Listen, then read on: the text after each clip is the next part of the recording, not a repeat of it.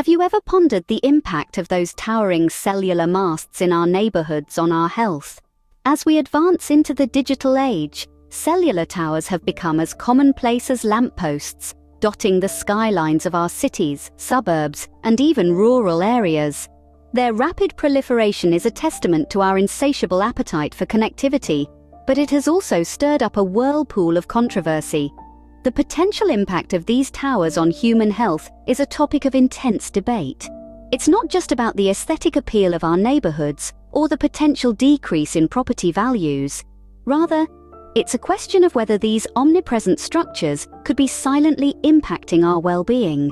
Concerns run the gamut from headaches and fatigue to more severe conditions like cancer. Some people report experiencing a condition known as electromagnetic hypersensitivity, a purported sensitivity to electromagnetic fields, which they attribute to the proximity of these cellular towers. There's no denying that these towers emit a form of non-ionizing radiation. It's the same type of radiation produced by your microwave or your television.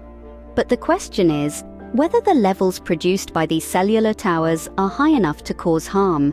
The World Health Organization has classified this type of radiation as a possible carcinogen, but the evidence is far from conclusive. To add to the complexity of the issue, the symptoms reported by those living near the towers are often vague and non-specific, making it difficult for researchers to draw definitive conclusions. There's also the challenge of distinguishing between the psychological effects of believing one is being harmed and the actual physical effects of the towers. It's a complex issue, with passionate voices on both sides of the debate. The scientific community is still working to unravel the mystery, conducting studies and analyzing data to determine the true impact of these towers on our health. So, are these cellular towers a necessary evil, a benign sidekick to our digital lives, or a silent menace lurking in our neighborhoods? Let's dive into the science behind these claims and explore the truth. What does science have to say about the potential dangers of living near cellular towers? Cellular towers emit radio frequency electromagnetic fields, or RF EMFs, a type of non-ionizing radiation. Unlike ionizing radiation, which can directly damage the DNA in our cells, non-ionizing radiation generally doesn't have enough energy to cause such harm. However, this doesn't mean that it's completely risk-free. The concern is that long-term exposure to RF EMFs might have subtle effects on our health. Over the years, numerous research studies have delved into this matter, with varying results. Some studies have found no significant health risks associated with living near cellular towers. For instance, a large-scale study conducted in Denmark, which tracked over 400,000 mobile phone subscribers over a period of several years, found no link between RF EMF exposure and an increased risk of brain tumors. On the flip side, other studies suggest the contrary. A notable example is the BioInitiative report, a comprehensive review of biological effects from RF EMF exposure. It reported potential links to a range of health issues, from sleep disturbances and headaches to more serious conditions like cancer and neurological diseases.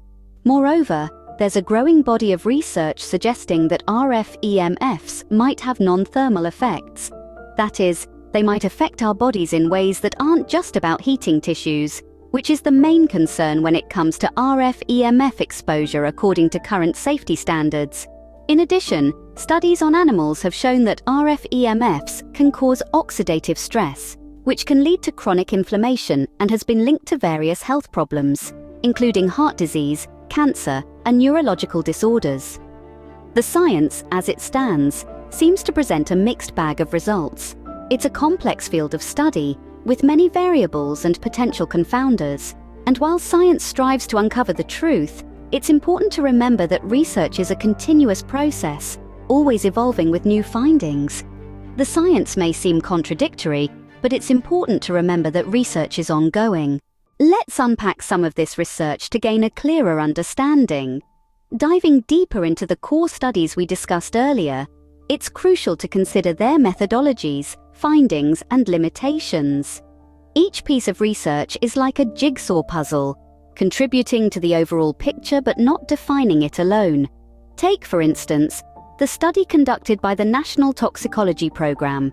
They used animal testing models, subjecting rats to high-frequency radio waves over 2 years. The results showed an increased risk of certain types of tumors in these rats. However, it's important to remember the limitations here. The exposure levels and durations were significantly more than what a human would typically encounter from a cell tower. Hence, while this study provides valuable insights, one can't directly extrapolate these findings to human health risks. Then there's the Interphone study, one of the largest investigations into the potential link between cell tower radiation and brain tumors. The study found no consistent evidence of an increased risk, but again, there were limitations. Critics highlighted potential bias in the study design and data collection, which could have influenced the results. Likewise, numerous other studies have been conducted worldwide, each with their unique methodologies and findings.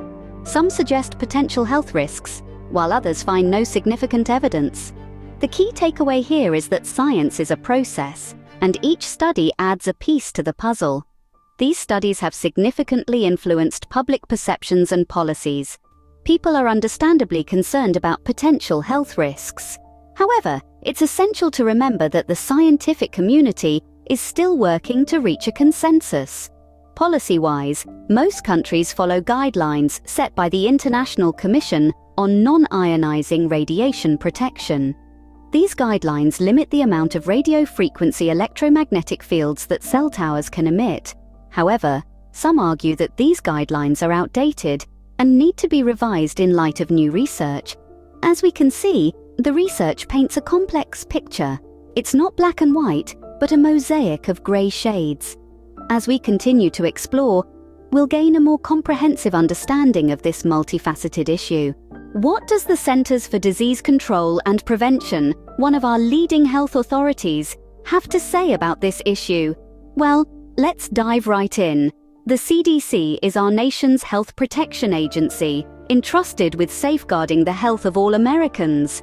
They've been actively investigating the potential health risks associated with living near cellular towers. The CDC's official stance: there's no definitive evidence to suggest that cellular towers pose a significant risk to human health. They point out that the level of radio frequency radiation these towers emit is typically far below the safety limits set by the Federal Communications Commission.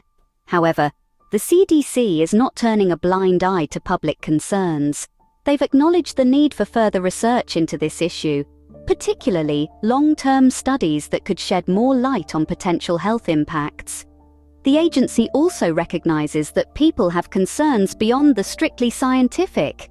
They're not just worried about the potential for physical harm, but also about the aesthetic impact of these towering structures on their communities. To address these fears, the CDC recommends a number of precautions for those living near cellular towers. First, they suggest that people maintain a reasonable distance from the towers whenever possible. While the radiation levels are low, they're highest closest to the tower. So, it's a simple matter of better safe than sorry. Second, the CDC encourages everyone to stay informed about the latest research on cellular towers and health. They promise to update their guidelines as new information becomes available, and they urge the public to do the same. Knowledge, after all, is power. Lastly, the CDC emphasizes the importance of community engagement. They encourage citizens to voice their concerns, engage with local decision makers, and participate in the planning process when new towers are proposed. The CDC, like much of the scientific community, maintains that more research is needed. But in the meantime, they're doing their best to balance public safety with the undeniable benefits of our increasingly connected world. While the debate continues, what can we do in our daily lives to mitigate any potential risks? This is a question that many of us might be asking ourselves. There are indeed practical steps that we can take to reduce our exposure to electromagnetic radiation from cellular towers. Firstly, we can try to maintain a safe distance from these towers.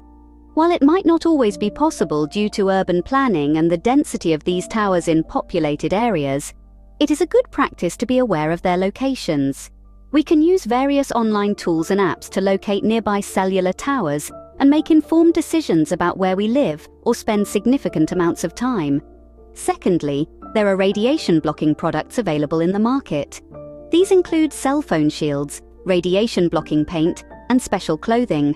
While these products can't completely eliminate exposure, they can significantly reduce it.